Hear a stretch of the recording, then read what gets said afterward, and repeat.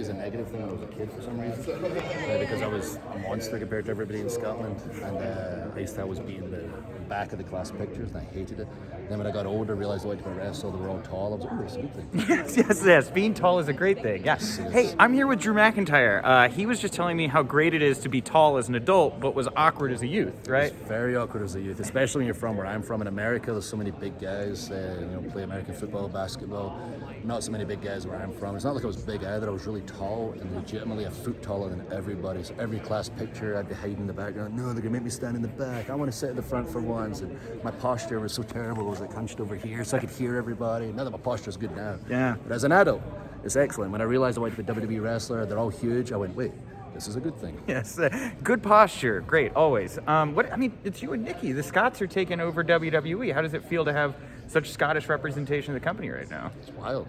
It's cool. It's really wild. It's not just myself and Nikki. There's also Judra up there. That's right. As well now, which is bizarre that there's 3 Scots on Raw and 2 of them are female. When I was the first ever Scotsman signed, and as a male for years, the only person there.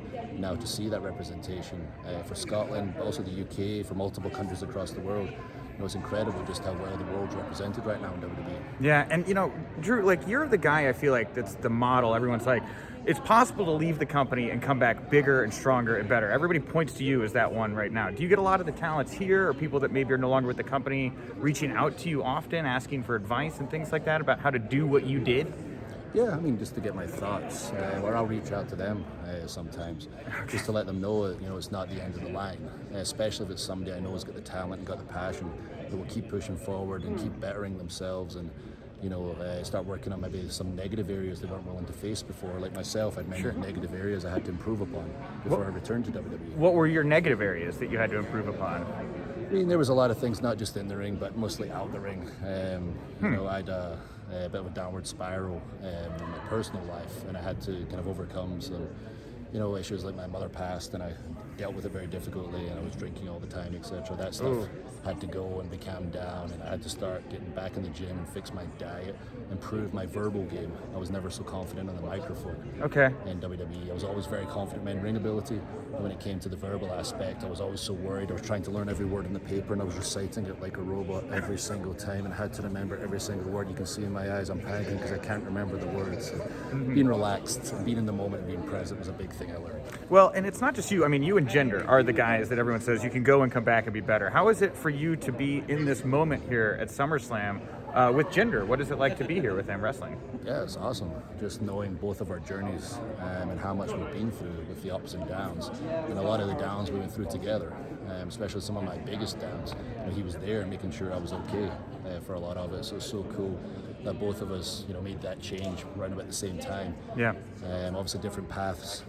He returned to the company and decided within the system, I'm going to better myself. I'm going to make the most of the second opportunity while I was outside the company, kind of making the most of what I saw as my opportunity outside of WWE. He became WWE champion first. I returned, became NXT champion, WWE champion, and now we're facing each other. SummerSlam, 40,000 plus people in a singles match, which is absolutely bizarre. Very proud of him, and it makes me so sad that I have to defeat him and embarrass him at the big event. God, that is how friendship goes sometimes. My one feeling, it hurts so much. You bring up how he was a former champion. His championship reign isn't as fondly remembered as your championship reigns have been. What do you say to fans who were maybe not as high on Jinder as a former champion? I reckon there's a few reasons. His reign kind of came out of nowhere. Yeah. There was one week he was just having random matches, if he was even on the show, and then suddenly it was boom, he's number one contender, boom, he's WWE champion. So you didn't quite get to go on that journey with him to the title. And with myself, we really took the time to explain my journey, explain my story. The fans got behind me organically, which was cool, all the way up to Royal Rumble and then up to WrestleMania, and I think that was the biggest difference. And also, he wasn't quite where he is now. I think that's what I'm so excited about right now. It's just he got this opportunity really quickly, he did the best he could with it, he worked extremely hard, but he was still improving along the way. I had a lot of miles in by the time I won it. I was very confident at the top level. I've been able to grow since then, and now Jinder, especially mentally, is at that level right now, and I can't wait to get in the ring and show everybody, he's way more capable in the ring. More importantly, when it comes to the storytelling and getting it here at the top level, he really does. One of the biggest moments of y'all's feud leading to SummerSlam is you took that chair and you beat the living hell out of Shanky, right? Yeah, you did that. You left him. That was my second choice for the name for the sword. Obviously, Angela's my late mother's name. It means more to me. But the second choice, hilariously, would be Shanky. Okay, Yes. got it.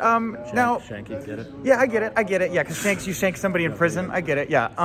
But like Mick Foley came out and was like not really thrilled about that. Like when you see a legend like that react to something you do you take it to heart? Did you kind of gloss over it? Like, what did you think of kind of Mick's comments about? I would never gloss over it, especially somebody like Nick has helped me dramatically in my career and I have so much respect for. But yeah, I mean, everyone's going to have different opinions. And his was, it should be saved for a huge story. To me, this is a huge story. Anything I do, I want to be the biggest story.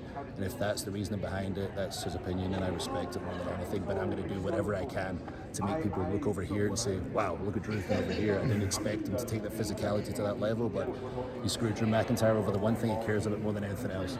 The one thing he's worked for his entire life. The one thing he held in front of nobody and he wants back, the WWE title, and Jinder and his guys took that away from him. So imagine what Drew McIntyre's going to do. He's going to take the physicality to a level never been seen before, including 34 chair shots. Okay, fair enough. I was in Chicago, I was at Raw 2 weeks ago, and there was that little blip where I think they played a commercial over your entrance, and everyone was like, oh, they're trying to sweeten Drew Mc. Dude, yeah. You don't need it, man. You get as big a pop as anybody. I mean, maybe bigger than anybody else on the entire show.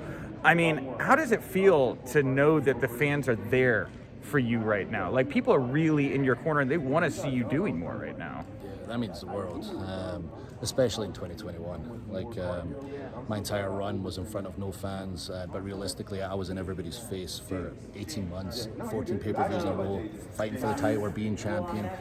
So they got a lot of Drew McIntyre content. In today's day and age, sometimes people go, okay, well, we're cool with this, but we want to see something different. And if you don't give them something different, they might turn on it, they might boo it, or they might be indifferent, which is the worst thing ever. And the fact that the fans stayed behind me, we still have that connection, means the world to me, that we got to go on this journey together. And they did point at me and say, that's our guy. So I always make the comment that, when I was 24, I was Vince's chosen one. That meant the world was really cool, but nothing means more to me than being the fans' chosen one when they finally said, that's our guy, and they saw the hard work that I put in, and they know I'm always giving 110% every time. And the fact you're in the crowd and heard the reaction, it blows my mind every time when I go, wow. I could my feel buddy the sent me fire. that, so I was like, what did they do? I tweeted that. That's right. You responded to my tweet. Yeah. Yes, dude. Yeah. I was like, what are we talking about? And someone told me backstage, like, Drew, they hit a button for Cena Roman's promo or whatever, and they got like a soundbite, just so you know. And I was like, okay, because my buddy just texted me with this thing over here. But I could hear it, and it was really cool. And people are going to look for negative stuff. I don't know why, but that's cool. I appreciate that post, though. Yeah, no, one last thing. Are you still Vince's chosen one? The fans chosen one, that's all that matters right now, and that's the thing, like, I will always give 110%, and if eventually they're not digging it and they boo, as long as they care enough to make noise when I'm out there, that's all I care about, because I'm going to be working as hard as I can no matter what I'm doing. Cool. Thank you, Drew. Thank you, brother.